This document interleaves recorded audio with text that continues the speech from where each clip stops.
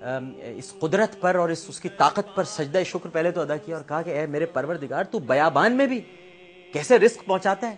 تو جب تو سانپ کو رزق دے سکتا ہے تو میں تو انسان ہوں, اشرف ہوں, میں پھر کیوں کمانے کی فکر کروں؟ میں بھی آج سے یہیں بیٹھوں گا, بس تو میرے رزق کا انتظام کرے گا. 7 دن تک انہیں کھانا نہیں ملا, 7 دن تک انہیں صاحب کھانا نہیں ملا. 8ویں دن ان کے جب مروڑ اٹھنے لگی اور وہ بہت تکلیف سے بےتاب موت کے قریب ہو گئے تو اللہ تعالیٰ نے ایک فرشتہ ان کے پاس بھیجا بزرگ کی شکل میں. اس نے آ کر کہا کیا ہوا میاں, روٹی کے انتظار میں ہو؟ اس نے کہا ہاں روٹی کے انتظار میں سانپ کو دیکھا کہ اس بیابان میں سے چڑیا نے کھانے کھلایا تو میں تو سوچ رہا تھا اللہ مجھے بھی کھلائے گا. تو اس نے کہا کہ سانپ کیوں بنے چڑیا کیوں نہیں بنے؟ ٹھیک ہے, سانپ کیوں بنے چڑیا کیوں نہیں بنے؟ کہا مجھے چاہتے ہیں میں سانپ بن جاؤں, ہمیں چڑیا بننا چاہیے نا. تو دیگر ممالک اختیار کر لیں, ہم تو جو ہیں وہ رہیں گے, ٹھیک ہے, ہمیں تو وہ بننا چاہیے.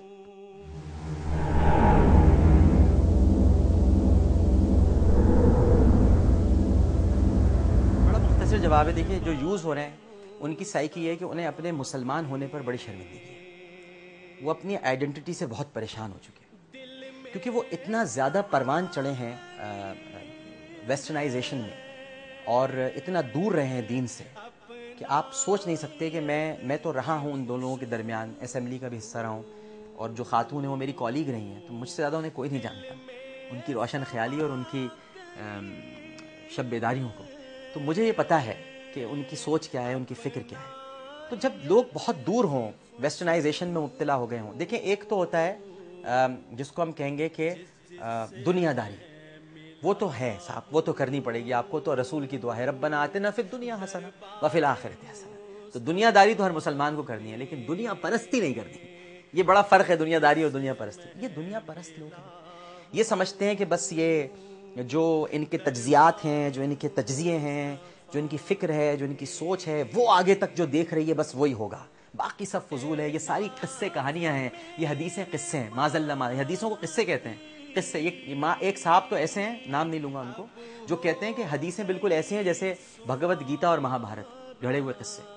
تو اب ایسے لوگ بھی ہیں. ظاہر ہے کہ جب اس طرح کی سوچ رکھنے والے لوگ ہوں تو پھر وہ ورلڈلی انٹرسٹ کو دیکھتے ہیں, ورلڈلی انٹرسٹ, دنیاوی مفادات کو. وہ دیکھتے ہیں ہمیں دنیا میں کتنے عرصے رہنا ہے, کتنے دن سکون سے رہنا ہے. بس ان کا ایک موٹو ہوتا ہے, کبھی آپ غور سے سنیں, زندگی کا ہر دن بڑا قیمتی ہے, زندگی بڑی مشکل سے ملتی ہے اور ایک ہی بار ملتی ہے, اسے جتنا چاہے انجوائے کر لو. یہ ایسے لوگوں کا موٹو ہوتا ہے, کبھی آپ سنیے گا, ایک بار ملتی ہے اسے جتنا چاہے انجوائے کر لو.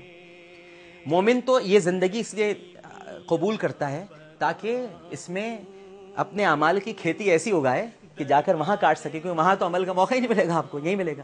تو یہ ایک تو فرق ہے. یہ لوگ بڑے ہی دنیا پرست لوگ ہیں اور ایجنڈے پہ چل رہے ہیں. ان کو پتہ ہے کہ جی ویسٹ اس سے خوش ہوگا, امریکہ کے ویزے لگ جائیں گے, فیملی سیٹل ہو جائے گی, باہر عزت ہوگی, CNN پر بلایا جائے گا, BBC میں انٹرویو لیا جائے گا, ٹائمز پہ ان کی تفسیر چھپے گی. دیکھیں جی پوری دنیا میں آپ اس سے ذرا اندازہ لگا لیں تھوڑی دیر کے لیے, ٹائم نے 2011 کے کور پہ, ٹائم میگزین نے جولین اسانج کو نہیں چھاپا, فیس بک کے بانی کو چھاپا ہے. جبکہ جولین اسانج زیادہ پاپولر ہوا تھا, چاہے وہ جس حوالے سے بھی ہوا, لیکن چونکہ جولین اسانج کنٹروورشل ان کے مفادات کے تحت تھا, اور فیس بک کا بانی اس نے ڈرا محمد ڈے بنوایا تھا. آپ ذرا میری پوائنٹ لیجئے گا, اس نے ضرب لگائی تھی مسلمانوں کے جذبات پہ, تو اسے ٹائم میگزین میں فیس آف دا ایئر قرار دیا گیا. یہ ایک خاموش خراج تحسین پیش کیا گیا اسے. تو یہ لوگ بھی یہی ساتھ چاہتے ہیں کہ جی ہمیں بھی ذرا نوبیل پرائز مل جائے, ہم نے بڑی محنت کی ہے, بڑا کام کیا ہے. اب آپ دیکھیں سلمان تاثیر صاحب کے انتقال پر پوری دنیا میں کسی مسجد میں دعا نہیں کی گئی, کلیساؤں میں ہوئی ہے, بت قدوں میں ہوئی ہے, سوموں میں ہوئی ہے, کسی مسجد میں نہیں ہوئی, کسی مسجد میں نہیں ہوئی دعا.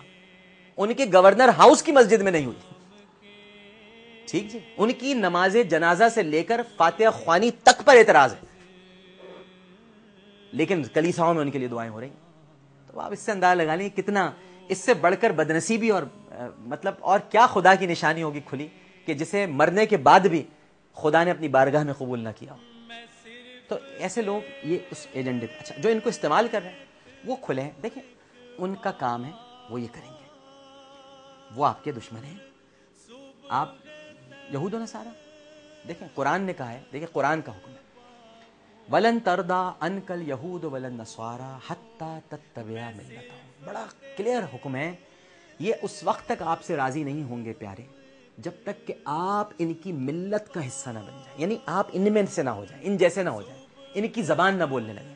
یہ آپ کو ایکسیپٹ ہی نہیں کریں گے, مانیں گے. آپ کہیں کہ جہادیز آر ٹیررسٹ, ہو یہ تو اپنے جیسا ہے. آپ کہیں کہ توہین رسالت کا غیر انسانی ہے, ہو اپنے جیسا آدمی ہے, ہاتھ رکھو اس پہ, ہاتھ رکھو, پیسہ دو, پیسہ دو, بلواؤ, فنڈنگ کرو, اس کی این جی او بنا دو, اس کے نام کی ایڈ دو, ایڈ. جتنی این جی اوز ہیں پاکستان میں, میک اپ زدہ الٹرا ماڈرن خواتین جو ہیں, پیسے کہاں سے آتے ہیں ان کے؟ میں نے تو آج تک ان کو ڈونیشن لیتے ہوئے کہیں نہیں دیکھا. یہ کیسے چل رہی ہیں بھائی؟ جتنی تنظیمیں ہیں, میں اگر نام لوں گا تو ظاہر ہے کہ اعتراض کیا جائے گا, لیکن جو آپ نے جن تنظیموں کو بلیک لسٹ قرار دے دیا ہے امریکہ بہادر نے, وہ تو ڈونیشن مانگتی ہیں لوگوں سے, تو کہتی ہیں ہمیں چندہ دو, کھال دو, کھالیں دو بکروں کی, ہم اپنا. یہ کیسے چلا رہی ہیں سب چیزیں؟ ان کے سکولز کیسے چل رہے ہیں؟ پیسہ ملتا ہے ان کو, ڈائریکٹ پیسہ آتا ہے ان کے اکاؤنٹ میں مغربی ممالک سے, ان کا ایجنڈا ہے, اس پر یہ لوگ عمل پیرا ہیں. یہ اسلام کا نام و نشان مٹا دینے کی مہم پر ہے, اور اپنی عقل سے کام کر رہے ہیں. یہ سمجھتے ہیں کہ ہم کر لیں گے اس طرح, لیکن ہم جانتے ہیں کہ اس کی حفاظت کا ذمہ اللہ نے لیا ہوا ہے. تو یہ لاکھ کوشش کر لیں, یہ اپنی تدبیر کر لیں, خدا کی اپنی ایک تدبیر ہے. بالکل جناب, وہ بالکل ہیں, اور ہمارے معاشرے میں بھی بہت ہیں. یعنی پاکستانی معاشرے کے اندر وہ باقاعدہ پریویل کرتی ہیں, ایگزسٹ کرتی ہیں. اور ایک زمانے میں یہاں پر بڑے کلبز ہوتے تھے, روٹری کلب ہوتا تھا اور دیگر تھے. یہ مختلف کلبز کے ذریعے یہ اس میں اپنی پہچان بناتے ہیں. بڑے بڑے لوگوں پر ان کا ہاتھ ہوتا ہے, اور ہے, بالکل ہے. کبھی وقت آئے گا سامنے تو آپ کو بتائیں گے بھی, لیکن یہاں کام کر رہے ہیں ان کے مفادات کے لیے لوگ, بالکل ہیں. بڑی بڑی ایجنسیز ہیں, بڑے بڑے کلبز ہیں, بہت سارے اشتہاری ادارے ہیں, وہ سب یہاں پر ہیں, کام ہو رہا ہے. یہ کام ہر جگہ کرتے ہیں, پوری دنیا میں کرتے ہیں. آپ کیا سمجھ رہے ہیں؟ سعودی عرب میں بھی موجود ہے, سب جگہ پر ہے.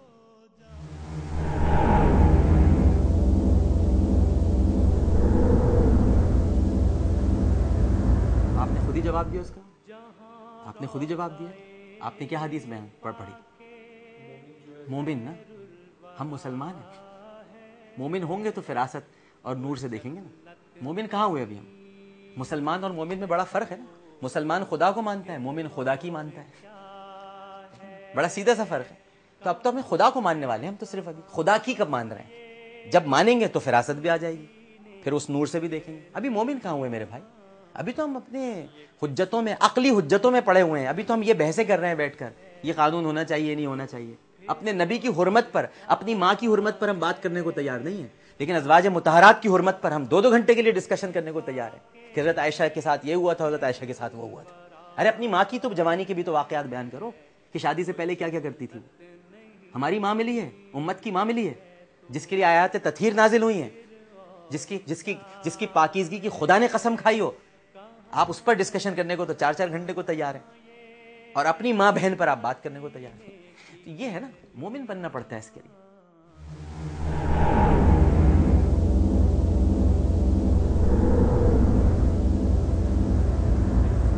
بالکل میں آپ کی بات سے بالکل یہی ہونا چاہیے. اصل تو ہونا یہی چاہیے کہ پاکستان جس مقصد کے لیے بنا تھا اس کے لیے آگے بڑھیں. یہ گریٹر کاز بیسیکلی وہ ہے. بس ایک امید یہ ہے کہ چلیں اس معاملے پہ ہی یکجا ہو کر شاید آگے بڑھ سکیں. ایک زمانے میں نظام مصطفیٰ کی تحریک چلی تھی تو سب ایک ہو گئے تھے, امید کی جا رہی تھی کہ شاید آگے بڑھ جائیں گے. وہی آپ کی والی بات کہ پاکستان کے مقصد تک بڑھیں.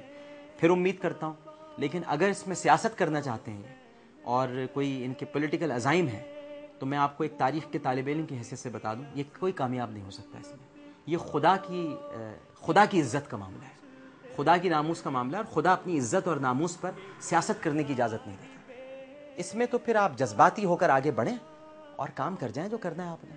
لیکن آپ اس میں اگر کوئی آپ نے گول اپنا مقرر کر رکھا ہے کہ ہم لوگوں کے جذبات ابھار کے وزارت عظمیٰ کی سیڑھی تک پہنچ جائیں گے, ایسا نہیں ہوگا. ہوگا ہی نہیں, کبھی نہیں ہوا ہے تاریخ میں, اور نہ ہوگا. حکومتیں نہیں ملتی, خدا کے در سے حکومتیں نہیں ملتی. حکومت تو ذمہ داری ہے. مجھے تو سیدنا فاروق اعظم کے وہ جملے یاد ہیں کہ جب آپ کو خلافت کا منصب جلیلہ ملا تھا تو آپ پوری رات روئے تھے بیٹھ کر. یہ مجھ پر کیا ذمہ داری ڈال دی گئی ہے. کاش میں گیہوں کا دانہ ہوتا, کاش میں اونٹنی کی مینگنی ہوتا. یہ کم و بیش جملے ایسی حضرت ابوبکر کے بھی ہیں. کاش مجھے میری ماں نے جنا ہی نہ ہوتا. اور یہی حالت حضرت